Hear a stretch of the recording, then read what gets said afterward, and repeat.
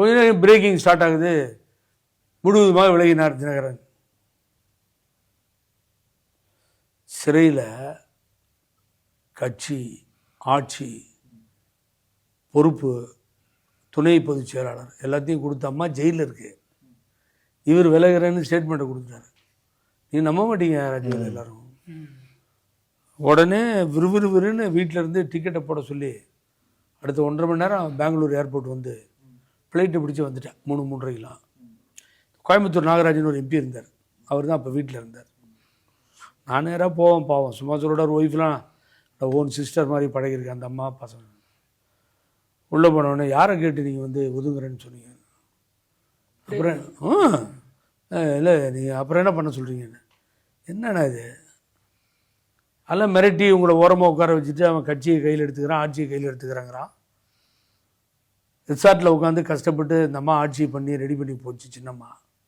ரொம்ப சர்வசாதாரணமாக ஸ்டேட்மெண்ட் கொடுக்குறீங்க. அப்புறம் என்னென்ன பண்ண சொல்கிறீங்க? எல்லோரும் ஒதுக்கி வச்சுட்டாங்க என்ன? இல்லை உங்கள் ஸ்டேட்மெண்ட் சரியாக தெரியல எனக்கு, நீங்கள் சின்னம்மாட்ட சொல்லிடுவோம். முடிவு எடுத்தது சசிகலா உங்களுக்கு தெரியாது, ஜெயிலில் இருக்காங்க சார். போய் வாரம் பார்க்குறாங்க போகிறாங்க, அவங்க ஒத்துக்கல பாவம். She totally upset because she is upset because அவங்க வந்து இது எதிர்பார்க்கல, இப்படி நடக்க போகுதுன்னு எதிர்பார்க்கல, எனக்கு தெரியும். அதனால் ரொம்ப கடுப்பாக பதில் சொன்னேன். நான் பார்த்துக்கிறேன், நீங்கள் விட்டுருங்கன்னு. அப்போவே சொன்ன வழி அவர் சொன்னது அவருடைய வாழ்நாளில் மறக்க முடியாது. ரொம்ப பேர் என்ன ஒருத்தன் நடுவில் அவரை திட்டேன்னு பொலிட்டிக்கல் புரோக்கர்னு திட்டேன், ஒருத்தர் யாராவது என்ன திட்டி போட்டார், ஒருத்தர் தான் போட்டார். அவர் அப்புறமா சாரின்ட்டார். நான் அதை பற்றி கவலைப்படல, திட்டிக்க பரவாயில்ல. அப்போது அவரை சொல்கிறாரு, கடவுள் விட்ட வழி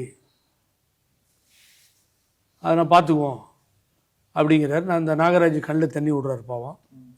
நான் கோபமாக பேசிகிட்டு இருக்கேன்.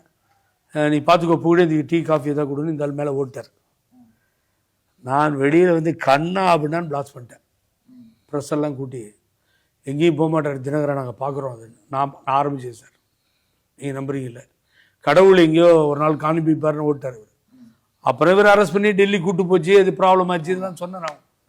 ஏகப்பட்ட பிரச்சனை. பழங்கானத்தை மதுரையிலேருந்து கூப்பிட்றாங்க தோழர்கள்லாம், தினம் டிவியில் சப்போர்ட்டாக பேசுகிறத பார்த்துட்டு தென் பழங்கானத்தில் போய் ஒரு போராட்டம் ஸ்டார்ட் ஆச்சு. அங்கே போயிட்டு